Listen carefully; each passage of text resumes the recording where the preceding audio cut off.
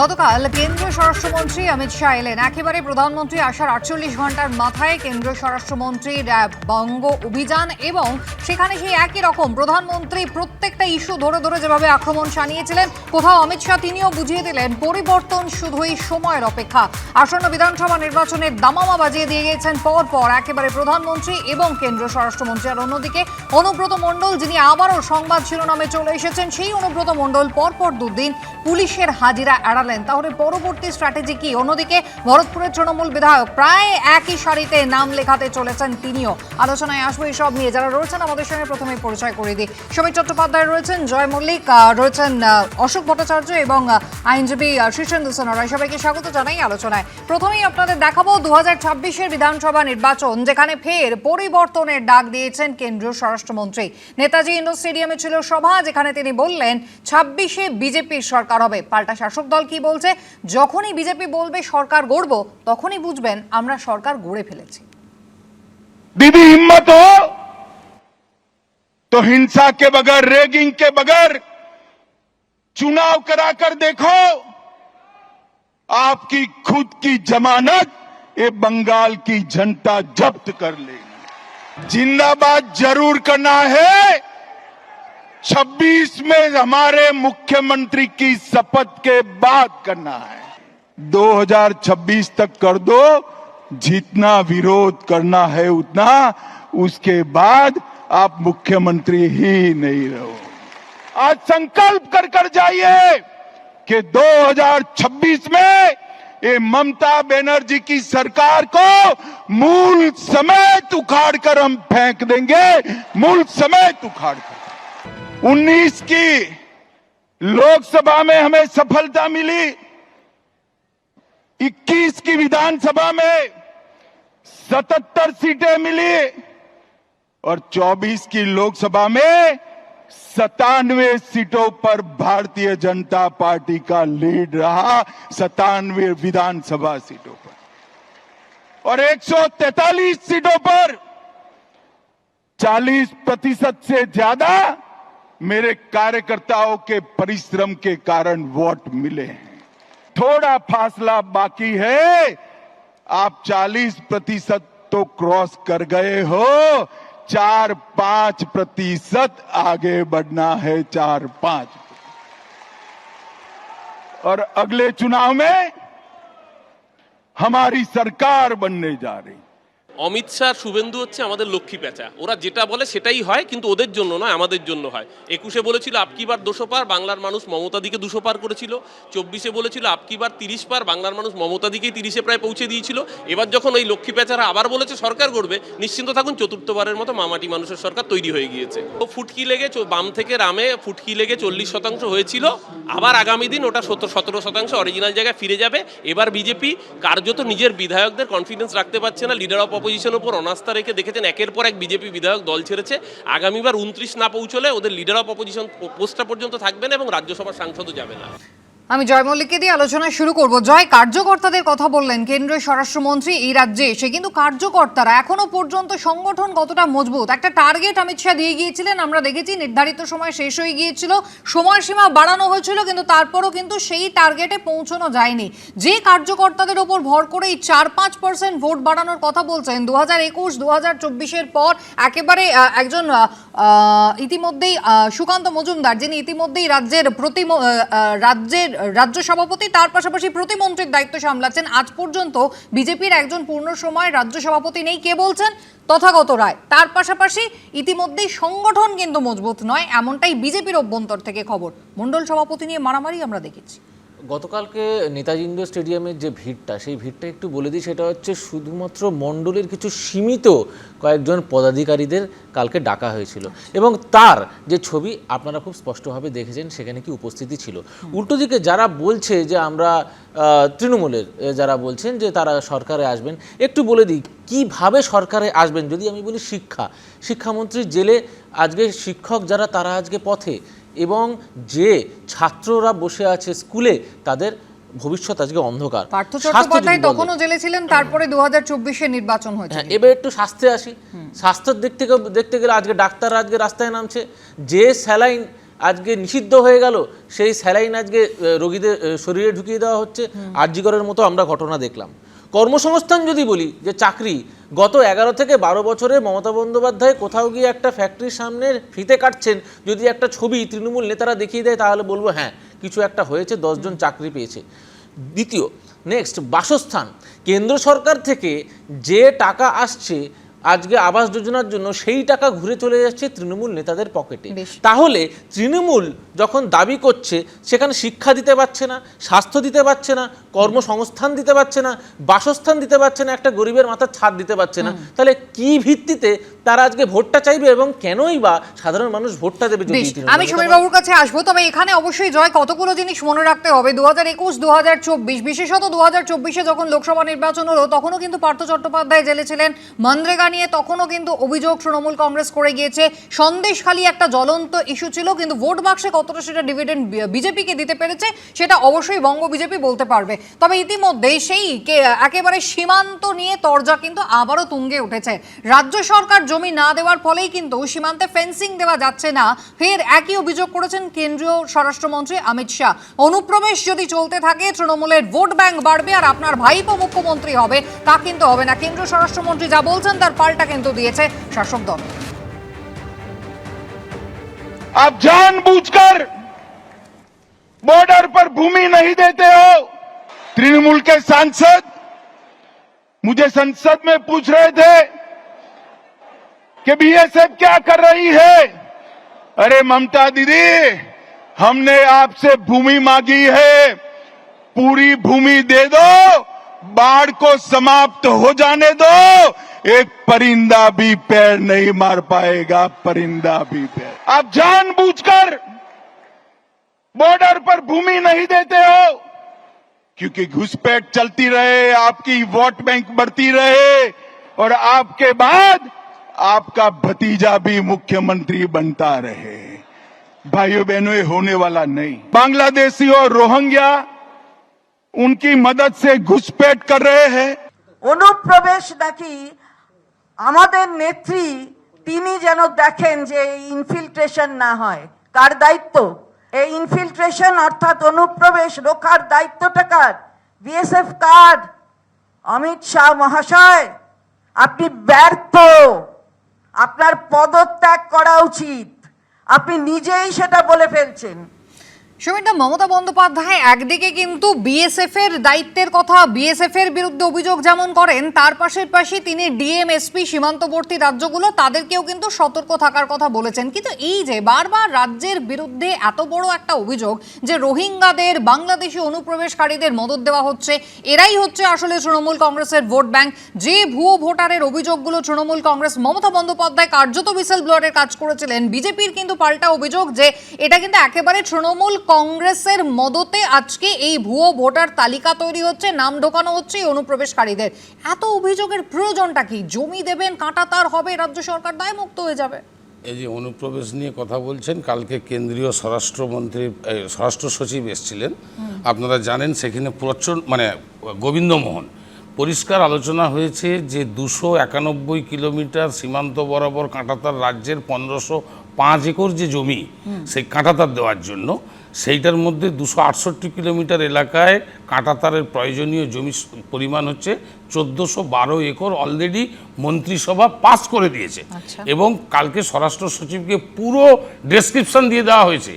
এবার কাঁটাতার দিতে গেলে যে জায়গাগুলো বেশ কিছু স্থলভাগ আছে, বেশ কিছু জলভাগ আছে। এবার জলের উপরে কিভাবে ফ্লোটিং বোর্ড দিয়ে কাঁটাতার দেওয়া যায় বা কি পদ্ধতিতে দেওয়া যায়, অলরেডি কিন্তু একটা যৌথভাবে কেন্দ্র এবং রাজ্য একটা যুগ্মভাবে আলোচনা শেষ হয়েছে এবং অলরেডি মন্ত্রিসভায় 1412 একর জমি পাস হয়ে গেছে কাঁটাতার দেওয়ার জন্য। 268 একর, মানে 268 কিলোমিটার।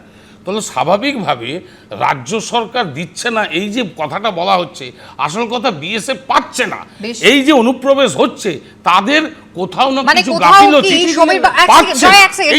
কোথাও কি সমীরদা ব্যাপারটা এরকম যে কেন্দ্র টাকা ছাড়ছে না, ব্যাপারটা এরকম নয়, আসলে সঠিক জব কার্ডটা রাজ্য সরকার দেখাতে পাচ্ছে না, সেই কারণে বঞ্চিত হচ্ছে রাজ্যের মানুষ। ব্যাপারটা কি কোনোভাবে টাকা দিচ্ছে সে তো আমরা প্রতি মুহূর্তে তৃণমূল পক্ষ থেকে বলা হচ্ছে। আমি সেই প্রসঙ্গে ডিটেইলসে আসবো, তবে হ্যাঁ জয়, একেবারে রাজ্য সরকারের সঙ্গে একেবারে ফেডারেল স্ট্রাকচার মেনে যৌথভাবে আলোচনা করে এই জমি জট কাটানোর একটা উদ্যোগ হচ্ছে, কেন্দ্রীয় স্বরাষ্ট্র সচিব এসে যখন বলছেন, তারপরে এত বড় অভিযোগ। না, স্বরাষ্ট্রমন্ত্রী নিজে বলছেন যে, এবং এখানে শুধু নয়, পার্লামেন্টে দাঁড়িয়ে বলেছেন এবং ওনাদেরই সাংসদের বিপরীতে বলেছেন যে 12 বার রিমাইন্ডার দিতে হলো। আমি একটাই প্রশ্ন করবো সমিতদা, যে 12 বার রিমাইন্ডার দিতে হলো, তাহলে তৃণমূল কংগ্রেস সরকার বা তৃণমূল সরকার প্রথম রিমাইন্ডারের পরে কেন এই বৈঠক করলো না, বৈঠক ডাকলো না এবং বিধানসভায় পাস করলো না? এই যে জমিটা দেওয়া, জমিটা একটা তো মানুষের জমি, তাকে তো সেইখানে তাদের ডেমারেজ দেওয়া বা তাদের জমির টাকা দেওয়া সবগুলো একটা পদ্ধতি। আজকে চাইলে তুমি কালকে পাবে, তাই যদি হয় তাহলে তোমাকে আবার আমি চলে যেতে হবে পেহেলগাঁও কাণ্ডে, যেখানে পুরো স্বরাষ্ট্র দপ্তর কেন্দ্র সরকারের কন্ট্রোলে। 12টা রিমাইন্ডার, 12টা রিমাইন্ডারের একটা রিপ্লাই চিঠি দেওয়া গেল না, ওয়াই? চিঠি দিয়েছে, সেটা মোহনকে পরিষ্কার করে দিয়েছে। কালকে যখন বিশ্ব বাংলা প্রাঙ্গণে, মেলা প্রাঙ্গণে মিটিং হয়, পাক্কা 3 ঘন্টা মিটিং এ রাজ্য কি কি পরিষ্কার জানিয়ে দিয়েছে যে 291 কিলোমিটার সীমান্তে। তাহলে তো বলতে হয় যে আর খুব বেশি দূরে নয় সেই দিন যেদিন এই সীমান্ত সমস্যার সমাধান হয়ে যাবে পশ্চিম বাংলা এবং বাংলাদেশের মধ্যে। তবে ইতিমধ্যে ফান্ডের প্রসঙ্গ যখন তুললেন সমীর বাবু, একবার দেখাই, তৃণমূল কংগ্রেস বারবার এই অভিযোগ করে যে রাজ্যের হকের টাকা কেন্দ্রের মোদী সরকার আটকে রেখেছে। আর পাল্টা গতকাল নেতাজি ইন্ডোর স্টেডিয়ামের সভা থেকে খতিয়ান তুলে ধরেছেন অমিত শাহ, যিনি বলছেন যে মনমোহন সিং সরকারের থেকেও কিন্তু এ রাজ্যকে বেশি অনুদান দেওয়া হয়। পাল্টা বকেয়া নিয়ে শাসক দল কি বলল দেখুন একবার।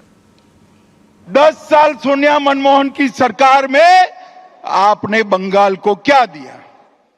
भाइयों बहनों, 10 साल में उन्होंने 2,09,000 करोड़ रुपया दिया था और मोदी जी ने 10 साल में 2,09,000 की जगह 8,27,000 करोड़ रुपया दिया है। বিরাট টাকা দিয়েছেন, বাবারে বাবারে বাবা, কি 8.27 লক্ষ কোটি টাকা দিয়েছেন। কার টাকা কাকে দিচ্ছেন? মানুষের টাকা, সেই টাকা তো প্রাপ্য সরকারের, সেই টাকাটা তো আপনারা দেবার কথা, তাও দেননি, পুরোপুরি টাকা দিচ্ছেন না। আমাদের মাননীয় নেত্রী বারবার বলেছেন এখনো 1.75 লক্ষ কোটি টাকা পাওনা আছে। অশোকদা, একেবারে মনমোহন সিং সরকারের পর থেকে কত গুণ বরাদ্দ এ রাজ্যের জন্য বাড়িয়েছে মোদী সরকার, সেই খতিয়ান কিন্তু এই প্রথম নয়, আমরা এর আগেও দিতে শুনেছি। কিন্তু তা সত্ত্বেও এ রাজ্য সরকার বারবার অভিযোগ করে যে বরাদ্দের টাকা, দেখুন মানুষের টাকা দেবেন সরকারকে, তা সত্ত্বেও এই অভিযোগ। দেখুন, প্রথম কথাটা হচ্ছে, এমন কথা ভূভারতে কে শুনেছে কবে, চোর তাড়াতে নাকি দিল্লি থেকে ডাকাত ডাকতে লাগে। এ সেটিং ছাড়া কিচ্ছু নয়। আপনি রায়ের কথা বলছিলেন, রায় তো দিয়ে দিয়েছে, আগাম রায়, তথাগত রায়, মুকুল রায় বলেছে যা তৃণমূল তাই বিজেপি, তথাগত রায় বলেছে তৃণমূলের সাথে বিজেপির সেটিং রয়েছে, মোদির সাথে মমতার সেটিং রয়েছে। আমার কথা নয় তো, বিজেপির প্রাক্তন রাজ্য সভাপতি তথাগত রায়ের কথা। এবার প্রশ্নটা হচ্ছে সুমিতা অন্য জায়গায়, যেখানে দাঁড়িয়ে মানুষের বেসিক সমস্যাগুলো বিরোধী দল হিসাবে বিজেপির তুলে ধরা উচিত ছিল। কারণ বাংলার মানুষ বিজেপির উপর বিরোধী শক্তি হিসাবে ভরসা রেখেছিলেন, 2019-এ ভরসা রেখেছিলেন লোকসভায়, 2021-এ ভরসা রেখেছিলেন লোকসভায়, এই বিধানসভায়। এখন আপনি দেখুন, বিগত বিধানসভার যে অধিবেশন হলো, সেই অধিবেশনে চাকরি চুরি, নিয়োগ দুর্নীতি, শিক্ষকদের সমস্যা কোনোটা বিরোধী দল তুললো না, সরকার তো তুলবেই না, আমি ধরলাম। ভাই তোমার মাঝে বলি ভাই, ধৈর্য ধরো, সহিষ্ণুতা বজায় রাখো। আমার কথাটা হচ্ছে, হিন্দু মুসলিম তরজা করে পুরো বিধানসভায় অধিবেশনের সময়টাকে নষ্ট করা হলো। বাংলার মানুষের দুর্ভাগ্য, আমাদের দুর্ভাগ্য যে আমাদের কোনো প্রতিনিধি বিধানসভায় নেই। এটা আজকে প্রমাণিত হচ্ছে, আজকে এটা অনুভূতি বাংলার মানুষ বুঝতে পারছেন যে সত্যি সত্যি কংগ্রেসের প্রতিনিধি বিধানসভায় থাকা উচিত ছিল। যে কথাগুলো জয় বলছিল একটু আগে, কর্মসংস্থান, বেকারত্বের সমস্যা, শিল্প, চাকরি চুরি, নিয়োগ দুর্নীতি, শিক্ষকদের সমস্যা, চিকিৎসকদের আন্দোলন, আপনি বলুন তো, প্রধানমন্ত্রী এসে বলে যাচ্ছেন, স্বরাষ্ট্রমন্ত্রী এসে বলে যাচ্ছেন, এখানে জয় বলছে, কিন্তু বিজেপি আক্ষরিক অর্থে এগুলোকে নিয়ে পথে নেমেছে। একেবারে, এবং পরিবর্তন শুধু সময়ের অপেক্ষা, বারবারই সেটা বলা হয়, যখনই ভোট আসে তখনই বলে বিজেপি, কিন্তু পরিবর্তন হলে বিজেপি মানুষকে তাদের জীবনযাত্রার মান উন্নয়নে কি কি সুযোগ সুবিধা প্রোভাইড করবে সেই বক্তব্য কিন্তু কখনো সামনে আসে না।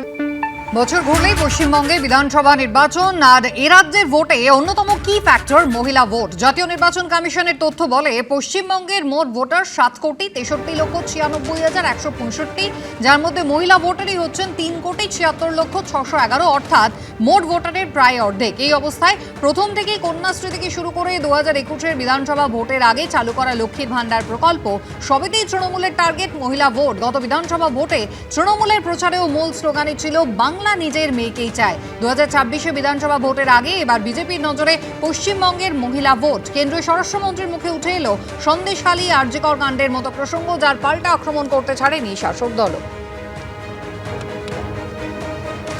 एक महिला मुख्यमंत्री की शासन में आरजी कर मेडिकल का मामला होता है। सालों तक संदेश खाली की गरीब माताओं पर अत्याचार होता है और वो अपने वोट बैंक के संजो कर बैठ रही हैं। मैं ममता दीदी को पूछना चाहता हूं, संदेश खाली का मुख्य अपराधी ममता दीदी किस पार्टी से था? आरजी कार के अपराधी किस पार्टी से जुड़े हुए हैं? और ये महिला मुख्यमंत्री माताओं बहनों के सम्मान की भी चिंता नहीं। আমি শীর্ষেন্দুদার কাছে আসবো। শীর্ষেন্দুদা, একেবারে 2021-এ মমতা বন্দ্যোপাধ্যায় এই লক্ষ্মীর ভান্ডারের কি ফলাফল পেয়েছিলেন হাতে নাতে আমরা দেখেছি, এবং মমতা বন্দ্যোপাধ্যায়ের এই লক্ষ্মীর ভান্ডার এই কনসেপ্টটাকে হাতিয়ার করে বিজেপি অন্যান্য রাজ্যগুলোতে, মধ্যপ্রদেশ, মহারাষ্ট্র, হরিয়ানা, দিল্লি, এই বেশিরভাগ জায়গায় কিন্তু তারা সাফল্য পেয়েছে, অস্বীকার করার কোনো জায়গা নেই। কিন্তু শুধুমাত্র মহিলা ভোট টানার জন্য সন্দেশখালী ইস্যুকে কিভাবে 2024-এ হাতিয়ার করা হয়েছিল আমরা দেখেছি, কিন্তু তার পাশাপাশি শুধুমাত্র এই অর্থের বিনিময়ে এই সামাজিক প্রকল্পগুলোকে এগিয়ে দেওয়া, নাকি যদি এতই সহজ হতো পশ্চিমবাংলার ভোট, তাহলে প্রায় বছর খানেকেরও বেশি সময় আগে শুভেন্দু অধিকারীকে নির্বাচন কমিশনে গিয়ে বলতে হতো যে এসওপি বদলান। রাজনৈতিক আকচাকচিতে ভান্ডার মানুষের, সাধারণ মানুষের ভান্ডার ফুরিয়ে যাচ্ছে। সেই ভান্ডারগুলো আগে দেখুন। খাদ্য, বস্ত্র, বাসস্থান, শিক্ষা, স্বাস্থ্য, কর্মসংস্থান, বাংলা আগের জায়গায় ফিরে আসুন। যে পার্টি হোক, যে রাজনৈতিক দলই আসুক, আমরা চাই সেই গণতন্ত্র ফিরে আসুক, যাতে রাত্রেবেলায় বাঙালি যখন ঘুমোবে তখন আতঙ্কে ভুগবে না। পরের দিন সকালবেলা যে সব পাল্টে যাবে এটা কেউ বিশ্বাস করে না, কিন্তু পাল্টাক, আস্তে আস্তে পাল্টাক। শিক্ষকরা সত্যি কেন রাস্তায়, স্বাস্থ্যে কেন এরকম হবে, এগুলো যেন না হয়। এগুলো যাতে হয়, যখন যে মেয়েটি রাস্তায় হাঁটবে তার নিরাপত্তা বজায় থাকবে। এই উন্নয়নের বাতিস্তম্ভে নিরাপত্তার অন্ধকার যেন না হয়। আজকে আরেকটা কথা যেটা বলছিলেন, ফেন্সিং নিয়ে একটা কথা হচ্ছিল, আমি একটা লাইন বলি। কেন্দ্রীয় সরকারের সেই ক্ষমতা আছে, দেশের স্বার্থে পার্লামেন্টে পাশ করে সেই আইন আছে যে তার সেখানে জমি অধিগ্রহণ করে ফেন্সিং দিতে পারে। সেটা কেন্দ্রীয় সরকার ভাবেননি তো, রাজ্য সরকারের উপর নির্ভর করছেন কেন যখন রাজ্য সরকার দিচ্ছেন না?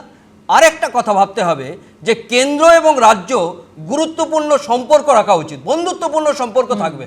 কেন, কিসের জন্য আমি টাকা দিয়েছি তুমি হিসেব দিচ্ছ না, আর আমি হিসেব দিয়েছি তুমি টাকা দিচ্ছ না, এগুলো যেন না হয়।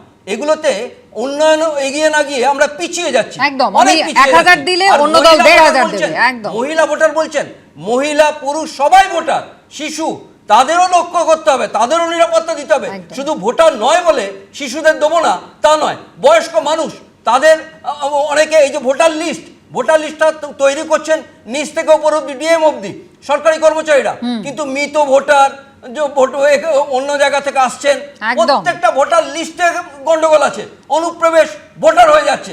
এগুলো প্রত্যেকটা দিক দেখতে হবে। প্রত্যেকটা রাজনৈতিক দল শুধু ভোট চাইবে আর আমরা ভোট দেবো না, অভাব, অভিযোগ, সমস্যা সবকিছু বজায় রাখতে হবে। বাড়ির সামনে এসে ভোট চাইবেন, আর বাড়ির সামনেটা যে একদম অ্যাকাউন্টেবিলিটি নিতে হবে, একেবারে সমস্ত রাজনৈতিক দলকেই তার দায় দায়িত্ব প্রত্যেকটাই নিতে হবে। অবশ্যই এই পাশাপাশি কিন্তু অভিমানী, হ্যাঁ বলুন। 2011 সালে যখন তৃণমূল সরকার ক্ষমতায় আসে তখন দারিদ্র সীমার নিচে বাস করতো 57.60%, কিন্তু কমে সেটা প্রেজেন্ট অবস্থা দাঁড়িয়েছে 8.60। সেন্ট্রাল বাজেটে 2025-26-এ মহিলাদের জন্য 0.5% বরাদ্দ হয়েছিল, সেখানে বাংলার জেন্ডার বাজেট আলাদাভাবে পাস করে প্রায় 48.13%। বাজেট মহিলাদের জন্য করা হয়েছে, অর্থাৎ কন্যাশ্রী, সবুজশ্রী, সবুজ সাথী, রূপশ্রী, হ্যাঁ। এই লক্ষ্মীর ভান্ডার কাদের জন্য? মানুষের জন্য। একদমই তাই, মানুষের জন্য, কিন্তু তার পাশাপাশি কর্মসংস্থান, একদম বেকারত্বের হার, একদম ঠিক তো, সামাজিক জনমোহিনী প্রকল্প সেটাও যেমন প্রয়োজন, তার পাশাপাশি মানুষ কিন্তু পূর্ণ সময়ের কর্মসংস্থান চান। শুধুমাত্র সামাজিক প্রকল্প কে 1000 দেবে, কে 1200 টাকা দেবে, কে 1500 টাকা দেবে, সেটা কিন্তু কাম্য নয়।